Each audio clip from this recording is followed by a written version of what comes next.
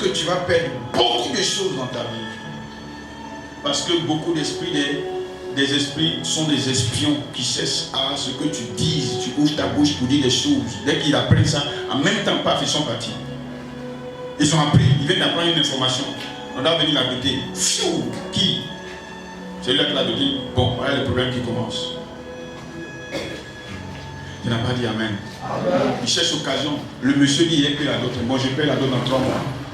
Donc on se prépare. Donc, mais leur bouche, elle va raconter à gauche à droite, paf, les sorciers vont prendre. Le monsieur sera attaqué.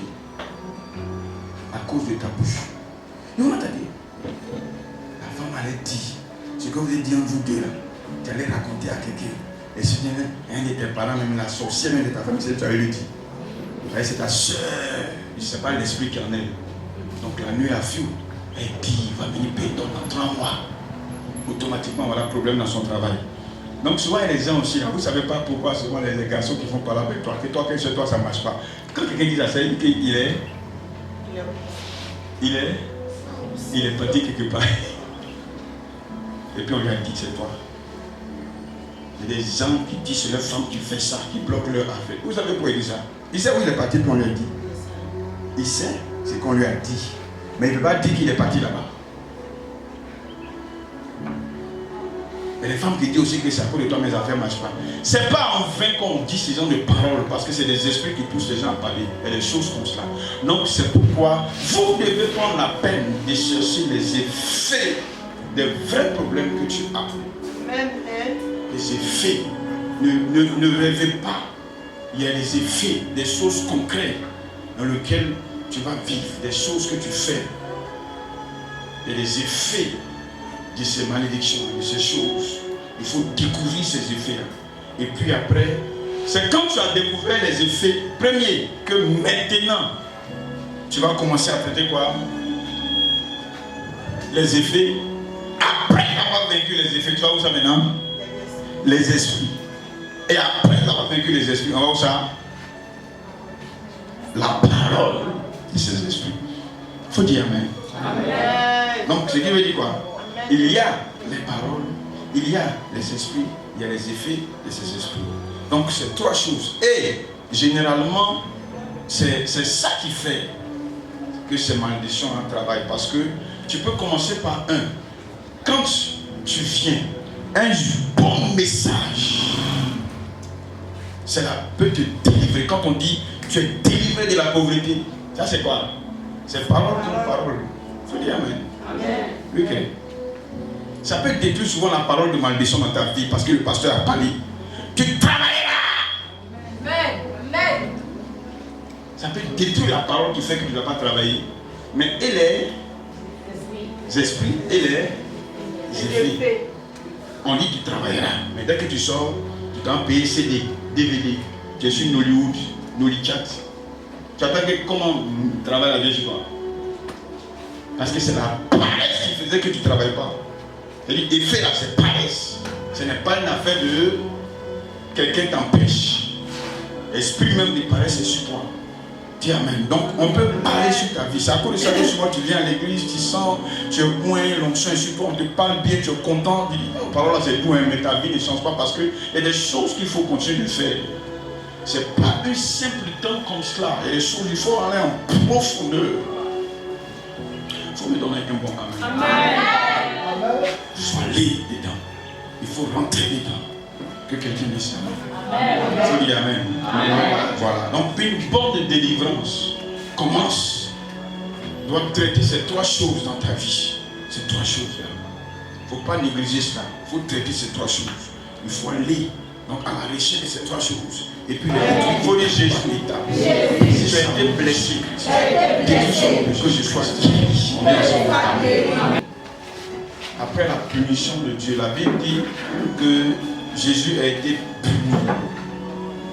Pas parce qu'il a fait du mal, mais parce qu'il a décidé de prendre tous les maux des hommes sur lui. Amen. Et à partir d'aujourd'hui, Jésus, Marie n'est plus coupable, c'est moi qui suis coupable. Amen. Faustine n'est plus coupable, c'est moi qui suis coupable. Amen. Et il sait très bien le comportement de Marie et Faustine. Il connaît les défauts, il connaît tout ça.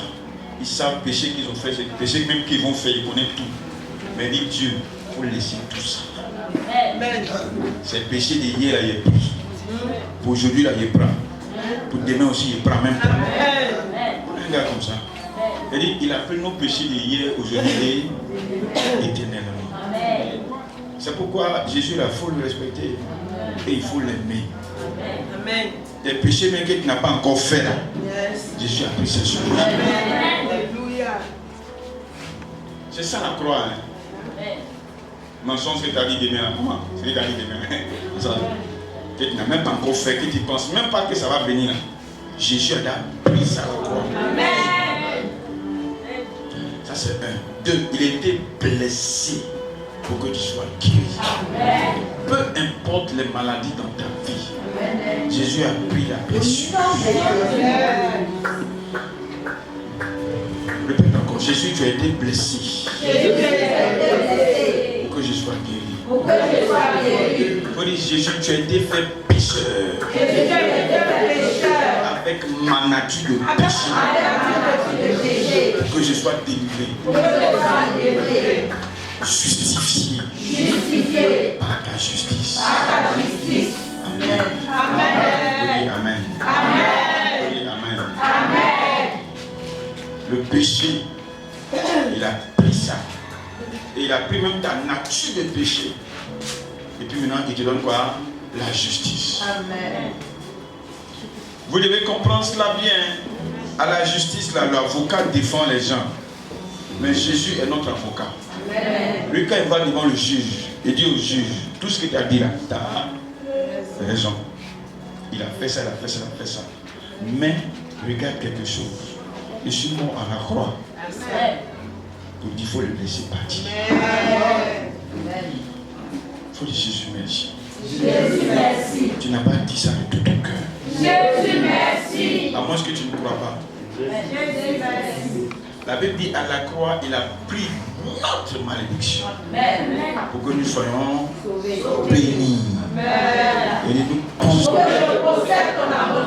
Jésus, tu as enduré ma pauvreté. Jésus, tu as enduré ma pauvreté. Le risque que tu étais. Tu t'es dépouillé de cette richesse. Tu t'es fait pauvre. Sans jamais changer d'habit. Jamais payer une autre chaussure. À cause de moi. Pour que je sois riche. Est-ce que tu crois? Amen. C'est une grâce. Amen. Tu as enduré mon rejet. Il faut dire Jésus, tu as enduré mon rejet. Encore. Pour que je sois accepté par le Père. Il faut dire tu as été rejeté pour moi.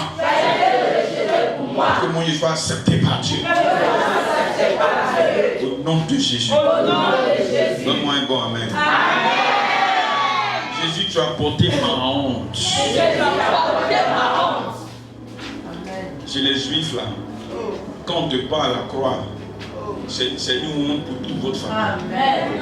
On peut te mettre en prison, on peut, je sais pas, te punir d'une manière, mais quand on te met à la croix, ça les grands-parents, tout le monde, c'est une honte pour vous tous. Et c'est la honte comme ça qu'on a mis sur Jésus. Il a pris la honte, notre honte. C'est pourquoi il ne faut plus jamais avoir honte. de tout ce qui va t'arriver. Il faut répéter, il faut dire Jésus, tu as pris ma honte. Jésus, tu as pris ma honte. Tu as porté ma honte. Tu as porté ma honte. Que je partage ta gloire. Que je partage ta gloire. Encore. Jésus, tu as pris ma honte. Que je partage ta gloire. Il faut dire Seigneur. Seigneur. Puisque tu as été fait malédiction. Pour moi. Alors je divorce. Et je renonce. À tous les actes. Dont les ordonnances me condamnent. Je renonce à toutes les malédictions reçues de ma lignée familiale, de mes parents, de mes arrière-grands-parents, de mes arrière-arrière-arrière, de mes aïeuls.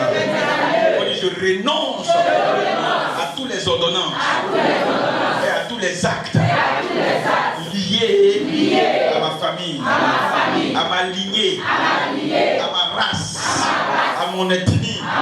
Je détruis ces alliances dans mon sang et dans mon système. Au nom de Jésus, je brise tous les œuvres et les actes ancestraux dans mon sang, dans mon corps et dans ma vie. Au nom de Jésus. Pour les seigneurs, de génération en génération, dans ma famille, toutes ces malédictions sont brisées dans ma vie. Brisées dans ma vie. Il faut dire je renonce et je divorce. Je brise tous ces contacts héréditaires, hérités de la part de mes parents et de mes aïeux et de mes ancêtres, paternels comme maternels. Parlez avec autorité, il faut dire paternel comme maternel. Ces alliances sont détruites au nom de Jésus. Dis Amen. Il faut dire j'applique le sang de Jésus. J'applique le sang de Jésus. Jésus-Christ sur ma vie, sur mon être entier. Et au nom de Jésus. Et au nom de Jésus. J'ai vaincu Satan. À cause. Parle avec autorité. Il faut dire à cause. À cause. Lève la main droite et il faut répéter avec autorité. Il faut dire à cause. J'ai vaincu Satan. À cause du sang de l'agneau et de la parole de mon témoignage. Il faut dire je n'aime pas ma vie. Il faut dire je n'ai point aimé ma vie pour craindre la mort. Pour craindre la mort. Il faut dire je ne crains pas la mort. Parce que ma vie c'est Christ. Je ne crains pas la mort. Parce que ma vie c'est Christ. Ma vie c'est Christ. Ma vie c'est Christ. Au nom de Jésus. Au nom de Jésus. On dit mon corps est pour le Seigneur. Mon corps est pour le Seigneur. Mon corps est pour le Seigneur. Lève la main droite. Il faut dire mon corps est pour le Seigneur. Et le Seigneur est pour mon corps. Tu peux répéter ça encore. Répète ça encore. De Jésus qui amène très fort. Que Dieu te bénisse. Merci. Amen. Donc, ce qui veut dire quoi? Que tu dois lutter pour ne pas. Regardez Galates 2, verset 20. Je vais pas venir Bible. Chapitre 2, verset 2.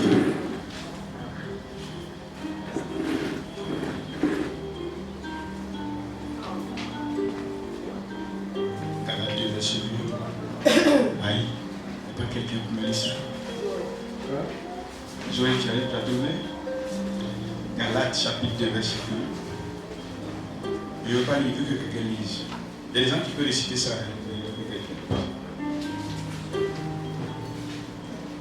Pourquoi Jésus a dit ça? Pourquoi l'apôtre Paul dit ce verset que nous allons lire? C'est parce que il y a des choses qu'on veut nous dire. Comme ça, tu vas lire. Vous voyez les paroles qu'on vient de proclamer. C'est pour nous aider à comprendre une chose, que Jésus, il veut prendre quoi? Il veut prendre quoi? Plus que ça. Plus que ça. Non, Jésus veut prendre quoi? Non, allez plus loin. Il veut prendre quoi? Il veut prendre notre place. Il veut vivre pour nous. Est-ce que vous me comprenez? Jésus veut que nous on le laisse et lui va vivre en nous. C'est-à-dire que toi, il faut t'effacer et puis laisse Jésus vivre en toi. Quand tu vis en famille, il faut qu'on voie Jésus. Quand tu vis au travail, il faut qu'on voie Jésus. Quand tu es avec tes amis, tes camarades, il faut qu'on voie qui? Il veut que tu le laisses, il veut vivre en toi. C'est pourquoi il a pris ta malédiction, il a pris ton péché, il a pris ta vie, il a pris tes problèmes, il veut prendre tout ça sur lui. Il te dit quelqu'un qui a pris ton péché d'hier, aujourd'hui, et même tes péchés de demain. Il prend tout ça à la croix, et puis il est mort avec tout ça, puis il a été ressuscité avec tout ça. Il dit, ton péché que tu n'as pas encore fait là, c'est déjà pardonné. Et puis c'est déjà lavé. Avant même que ce péché n'arrive. C'est-à-dire, imagine dans 10 ans, une faute que tu vas faire. Il y a plus de 2000 ans, quelqu'un a pris ça sur lui. Pour dire, quand il va faire là, sa conséquence à ce moment, il prend ça. Si on doit le frapper, frappez-moi. Si on doit le tuer, tuez-moi. Si on doit lui faire du mal, faites-moi du mal. Quelque chose qu'il n'a pas encore fait. Et puis lui, il a pris ça sur lui, dit Jésus est merveilleux. Amen. C'est pourquoi quand il sait ce que Jésus a fait pour toi, ce que Jésus veut être pour toi, tu ne peux pas rester comme ça sans le célébrer, sans le louer, sans l'adorer, sans lui dire merci. Lis. J'ai été crucifié avec Christ. Il dit, j'ai été crucifié avec Christ. C'est ce que l'apôtre Paul avait venu nous montrer. C'est ce qu'il dit là. Le monsieur avait pris notre vie. Donc on est crucifié avec lui. Il faut mourir avec Christ. Il faut aller mourir avec lui à la croix. C'est-à-dire, il a un peu sa souffrance. La passion de Christ. Pour ceux qui ont regardé le film. Comment on a supporté quand on a tué. On a piqué avec des piqûres. Peut-être qu'un jour, il va vous expliquer un peu comment ce monsieur est mort. Les piqûres, les pointes qu'on a pris pour le déchirer, la couronne d'épines qu'on a mis sur sa tête. C'est des choses qui sont terribles. Il faut dire Amen. Amen. Couronne d'épines. La couronne d'épines. Selon les experts d'estimation, les épines qui étaient chaque canon, c'était beaucoup d'épines. Et chaque épine était plus longue que les grosses aiguilles. Il faut imaginer aiguilles là, non? Les gros aiguilles là. C'est 6 ans d'épines là qu'ils ont mis sur sa tête. Donc ça a rentré jusqu'à toucher tout le cerveau. Ça c'est couronne à simple. Ça n'a rien à voir avec la pointe. Chaque pointe faisait plus de 28 cm. Les pointes qui n'ont plus ici. Et puis voilà comment ils n'ont plus encore. C'est ici ils ont piqué. Là, ici là. Quand ici ça, quand quelque chose monte ici, il y a un nez ici là. Vous voyez comment quand c'est un animal même quand on touche ici là, qu'est-ce qu'il fait? L'animal là. Donc imaginez, c'est là ils ont piqué. C'est là ils ont mis la pointe et puis ils ont piqué. Et puis c'est ça. Imaginez comment ce monsieur là a souffert à la croix. Comment un homme on l'a fait souffrir comme ça, exprès pour le piquer avec une longue pointe. Et puis ici là quand il tire comme ça, quand il fait ça là, ça te secoue comme ça d'une manière. Faites comme ça. Moi ici là, il faut frotter au milieu ici là, frotte comme ça, frotte à moi. Ça te secoue. Non, tu ne peux pas frotter, ma fille. Voilà, ton cou, tu as petit comme ça. Comme si tu faisais monter. Ça te secoue d'une manière. Faites vite comme ça. Vous pouvez faire ça, faites ça après. Ça te secoue d'une manière. Il y a un nez ici là, ce nez là. C'est un nez terrible. Et puis un nez dur. Quand ce nez est excité là, ça te prend d'une manière. C'est là-bas ils vont piquer. Imaginez-vous comment il a souffert la croix. Il a crié jusqu'à ce que Jésus dit Père, pourquoi tu m'as abandonné? Ça veut dire qu'il a senti lui-même l'abandon de Dieu. Et effectivement, Dieu l'a abandonné à la croix. Jésus était abandonné par Dieu à la croix. Ça veut dire que sa divinité est sortie. Donc il était 100% homme. Il a senti la douleur des morts. C'est ça le monsieur avec la croix. Pour qu'aujourd'hui un bâtard de sorcier va venir t'attaquer. Ne permettez pas ça. Il faut que je refuse ça. Quelqu'un ne va souffrir comme ça pour toi. Et puis cadeau, tu dis, tu veux bloquer ma vie, tu veux attaquer mes enfants, tu veux m'empêcher de réussir. T'as dit qui? Lève-toi pour dire Satan, tu es vaincu. Répète ça avec autorité.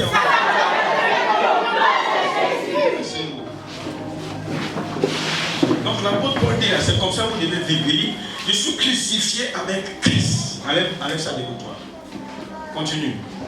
Et si je vis, Et si maintenant je vis, ce n'est plus moi qui vis, ce n'est plus moi qui vis, c'est Christ qui vit en moi. mais c'est Christ qui vit en moi. Si je vis maintenant dans la chair, Si je vis maintenant dans la chair, je vis dans la foi au je Fils vis, de Dieu. je vis maintenant dans la foi en Jésus. La foi en Jésus.